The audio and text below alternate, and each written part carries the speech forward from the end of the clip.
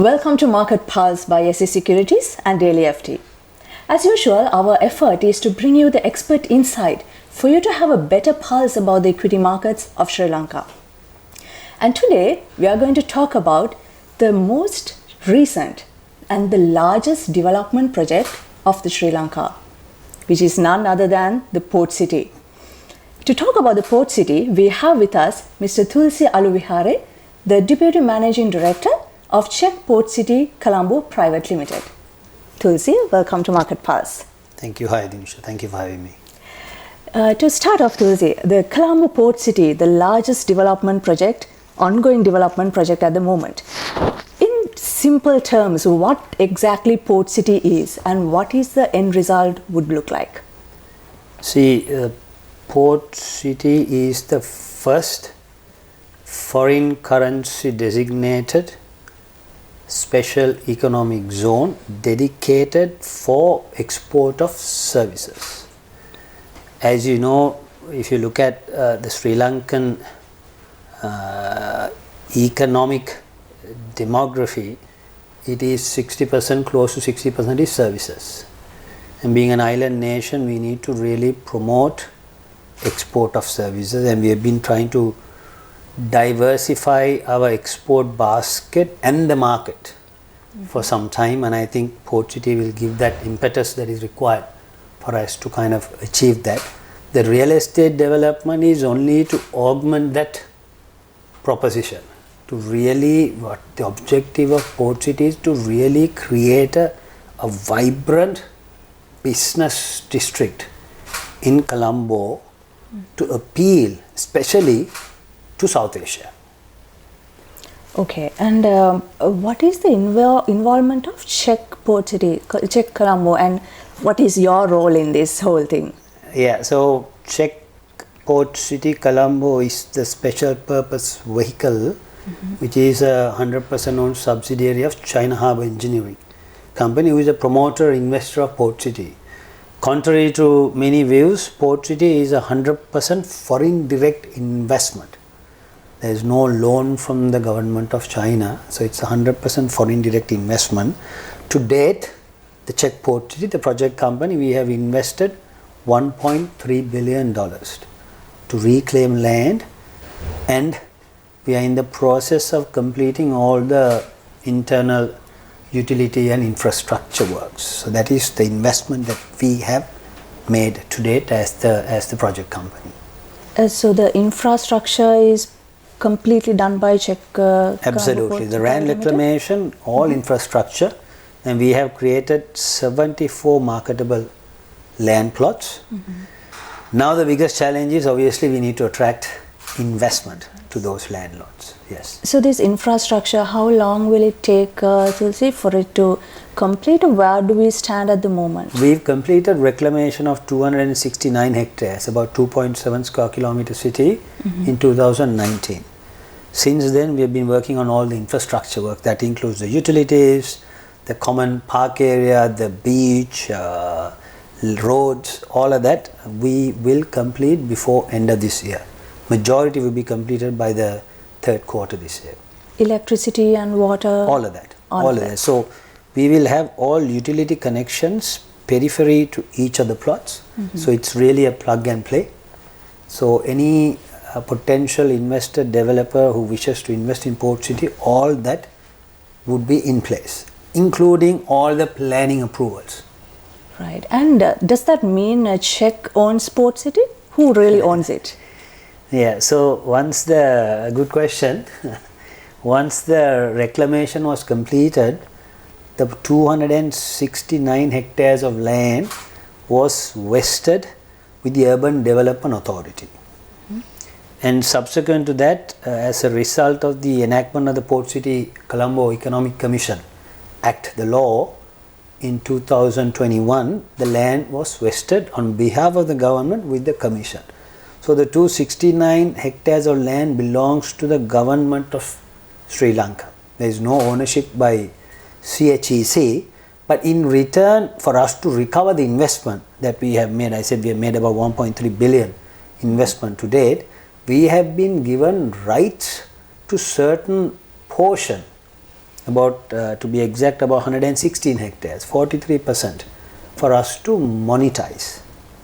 However, even on the land that we have a right over, when we identify investors, the lessor is always the Port City Economic Commission, because we alienate our leasehold right at the time, at the point of identifying a potential investor, and the commission, Colombo Port City Economic Commission, on behalf of the government, will be a lessor to any agreement, any leasehold agreement within Port City. So the landlord and lessor within Port City is always the government of Sri Lanka, or the commission on behalf of the government of Sri Lanka. Okay, and Tulsi, the recent media releases have stated that the approvals have been granted to set up financial centers, international standard schools, hotels, hospitals. So there were a lot of media covering that. And where do we stand in these semi-projects when it comes to Port City? Yeah, so as you know, this is a long-term project. What we have done is we have identified a 5-year rollout plan. So the assets that you mentioned, the school, hospital, the Colombo International Financial Center, all part of this 5-year rollout plan. So in the next 5 years, we have identified 23 lots, land lots, about 65 hectares for us to develop. The potential investment required for us to develop this is about $5.6 billion. And we hope to roll out this investment in the next 5 years, and the economic impact of that is going to be quite significant. I mean, these numbers you cannot ignore, right? Because there have been many independent studies have been done to quantify the economic impact of Port City to Sri Lanka. As you know, now we are in a balance of payment crisis at the moment, right? So in the next 5 years, we expect to draw close to $5.6 billion of FDIs to roll out our 5-year plan. In that, we will create close to 120,000 direct jobs.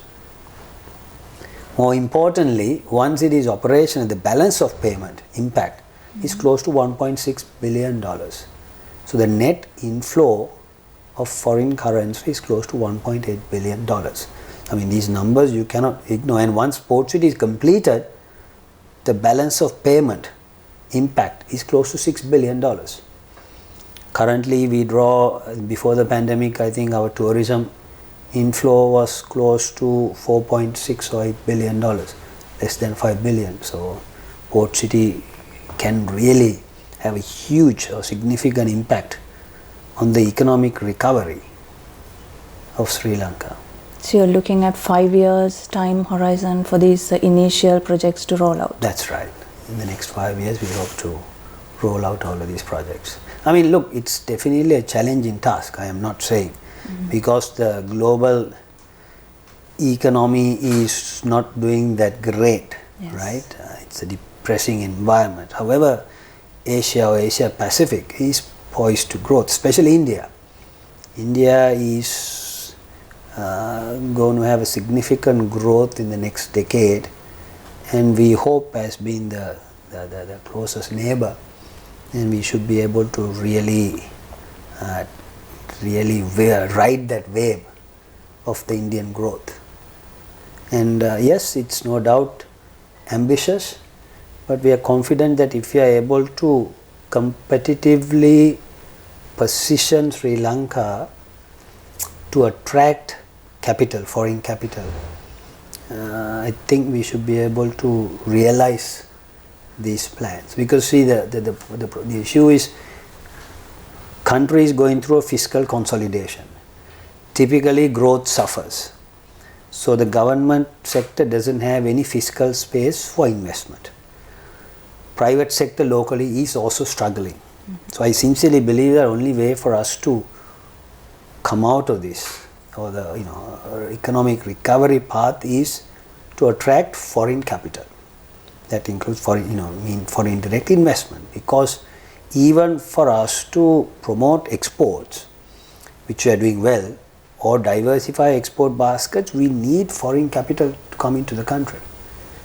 And Port City is a great vehicle to... I think it will be a catalyst to really attract that foreign capital required, and I think that will have a massive spillover effect to rest of Sri Lanka. And Thursday, you were talking about the economic impact and the local businesses. So can you tell us that what are the local businesses who can directly involve with Port City, and are there any restrictions for local businesses like material suppliers to supply into the Port City like cement or cables? Absolutely not. So the local enterprises providing goods or services to Port City will be considered a deemed export because they will get paid in foreign currency. Right. As I mentioned at the beginning of the interview, Port City is the first foreign currency designated SE. So Sri Lankan rupees are not permitted to be transacted within Port City. So any local material suppliers, or if you're providing any services to Port City, a company set up in Port City, they will get remunerated in foreign currency. Now imagine the impact that Port City will create in the short term, in the 5 years. As I mentioned, we are looking to attract about over a $5 billion investment for real estate development alone. Local companies, small, medium, large companies can supply goods and services to Port City and be remunerated in foreign currency. Great. That sounds really great. And another criticism through all this is that Port City is a white elephant. Nothing has happened so far, and we are still at where we started. What's your view on these comments? White elephant, I don't think it has any basis, simply because public funds have not been utilized to develop Port City. It was water or sea before. It was 100% foreign capital that was utilized to develop Port City, and typically you kind of use that metaphor as white elephant to say that maintenance of this piece of land or any asset is disproportionate to the utility of that asset. But here all maintenance costs also is done by the project company, and it is up to the government now to monetize this asset. I mean, we are talking about SOE restructuring and try and resurrect the underperforming assets in Sri Lanka. Yes. We have an asset now which is extension of a existing central business district in a prime location, which was created by 100% foreign direct investment. Now what we need to do is that we need to augment that with the software that is required, which is the business friendly, progressive, competitive laws and regulations, so that Sri Lanka can appeal to the region and the rest of the world, ideally, as a destination for business. We are known for tourism, but not necessarily for doing business. But I think this is a great opportunity, and I think we need to monetize this asset to ensure that we can realize those goals. At the moment, are there any confirmed FDIs except for the investments made by Sheikh Colombo? Yeah, so in fact, just before the pandemic, we had some very productive and fruitful discussions with potential investors. Our primary target market is India in South Asia, the Gulf countries, Southeast Asia, especially Singapore, and of course China, right? So we had some very fruitful discussions. However, obviously the pandemic happened and then the country situation was not conducive. So we want to resurrect some of those conversations with these investors, and the missing piece has been some of the regulations that is required for us to really attract large investments. I mean, these investments are north of $100 million. So with the country being at a default, where we don't have access to capital markets, in terms of the doing business, we rank quite poorly and many other indexes, political stability. It is definitely a challenging environment for us to be able to attract some of these capital. Having said that, there are enough and more potential investors looking for a safe home. And we are having some of these discussions with them. Without mentioning names, or we are also having we will close a transaction with a potential investor out of Saudi. And yesterday I heard that one of the key missing pieces of regulations got the approval of the cabinet. Hence, once that is in place, I'm quite confident that we can close some of these investments. You mentioned about the regulatory gaps when it comes to port city operations. What exactly is still pending? Is it something to do with gaming and entertainment area? What kind of gaps you're still seeing in the regulatory framework? So one of the main gaps were fiscal incentives. As I mentioned, because of the country risk premium and the country is in a default position, any investor putting any capital in an emerging market compared to Sri Lanka, our risk premium, country risk premium is close to about 6 to 8% higher than an emerging market. Emerging market cost of capital would be about 9%. Ours is close to 20%. So we need to throw in some incentives for the financial feasibility to add up. So therefore, some of the, for these large investments, some of the tax concessions, tax holidays are required. I am not saying this has to be indefinite. These tax holidays should have set criteria to be eligible, and it should have a sunset clause, not at discretion. I understand these tax holidays have been abused in the past, but in Port City, obviously, these are there are set criteria, eligibility criteria, and that legislation is what I understand that the cabinet gave the nod yesterday, so that now we can really go out there and have some serious conversations with potential parties. That is in place. One of the other missing pieces is the banking regulations. Port City is a offshore wholesale foreign currency banking jurisdiction, and those banking regulations I understand it's with the central bank and the monetary board under review. I think once that is in place, we are confident that we can really speak to some potential investors and businesses. So when I see, we have two categories of businesses that we hope to attract in Port City. The primary category being the infrastructure or the capital heavy investors. The secondary being the businesses. We need to, because we have identified 5 thrust sectors within Port City. Financial services is one, IT and IT enabled services, maritime services, professional services. All of these sectors we have identified as thrust sectors in Port City. So we are really having a massive push to drive demand for these sectors, and the infrastructure real estate development will support that demand. So this is the primary and secondary type of businesses, investors that we are looking to attract within Port City, and once the banking regulations are in place, I think we'll be ready to do business. Right. So you are talking about the challenges, and with the current situation of the country, it is quite challenging to attract FDIs.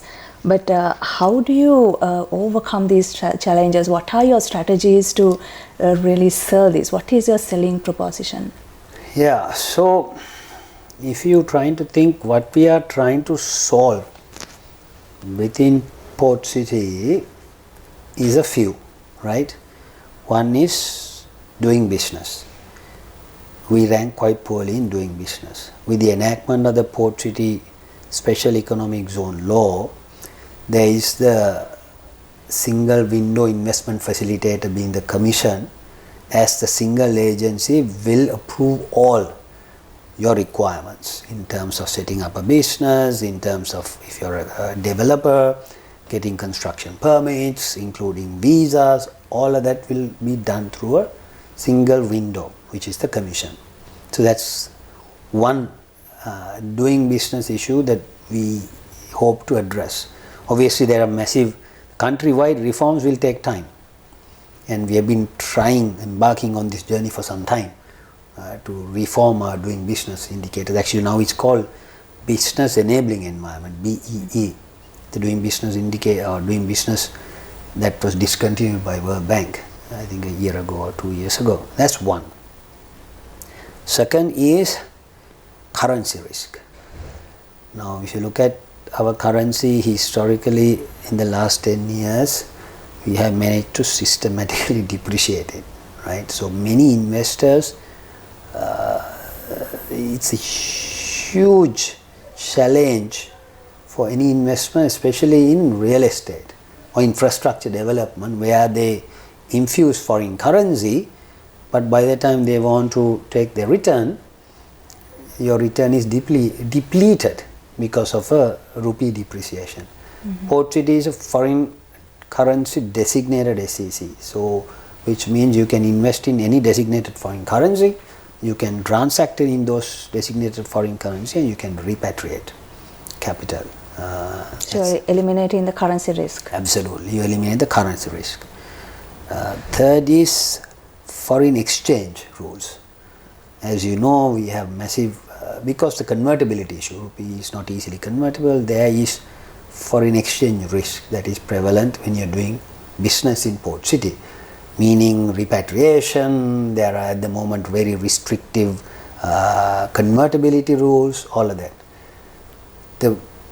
By virtue of the fact that any doing business capital as per the Port City SEC law has to be raised offshore, overseas, and that it is 100% export of services, meaning that your revenues are in foreign currency, most of these foreign exchange rules will not apply in Port City.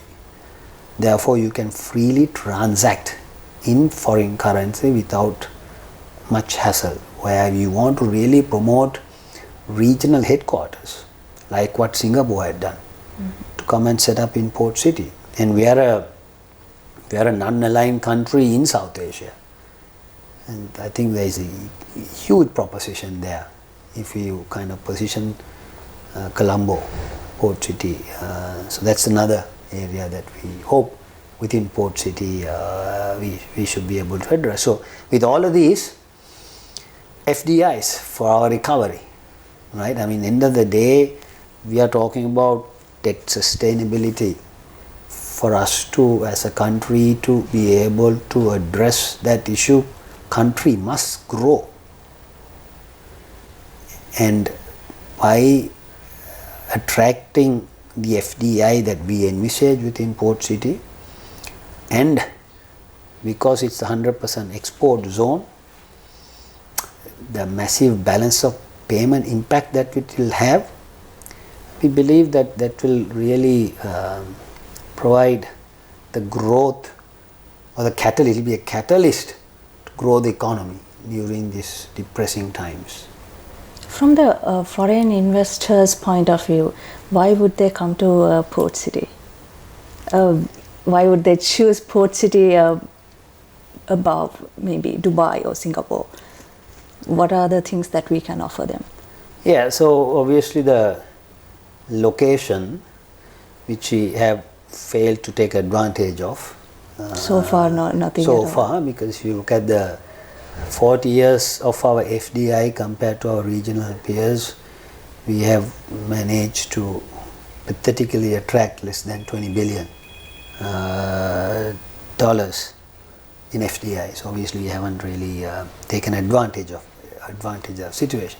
See, Sri Lanka has much to offer compared to Dubai or Singapore, right? Our biodiversity, the tourism offering, and imagine you have a vibrant business district created, planned city where you just go across the road and the quality of lifestyle aspects are huge in terms of a beach living offering, state-of-the-art recreational offerings, the hospitality. So we believe that this would be a great proposition for investors looking to have a presence in South Asia, because from a cost of doing perspective, we are 1/4 of Dubai and we are 1/5 of Singapore from cost of doing business perspective. In terms of the living, again, we are very competitive compared to Dubai and Singapore, and with the lifestyle offering we have in Port City, I think we should be able to attract talent, because attracting talent is very important. Capital will follow where talent goes. So we need to create a very conducive environment for people to be able to live and work here. Okay, so Tulsi, to conclude, what is the big picture, and how Sri Lanka is going to take the advantage and the benefit out of Port City? What is the end result? What is the big picture? I mean, I have said it in so many ways. Ideally, the big picture is now is, look, we have land. As I mean, let's monetize this.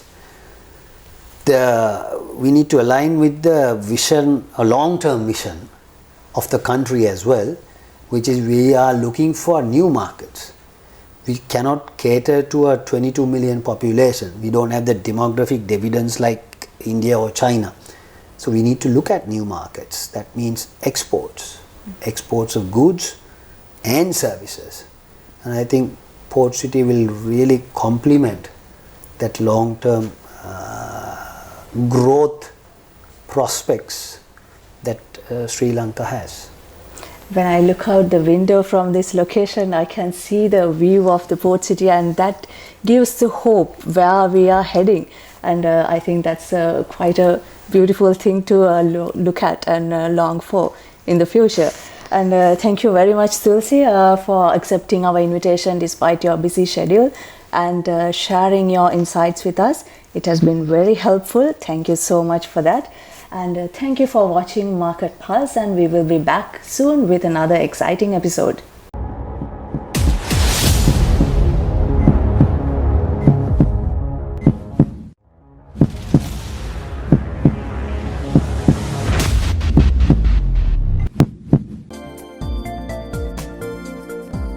For more latest news, subscribe to FTTV.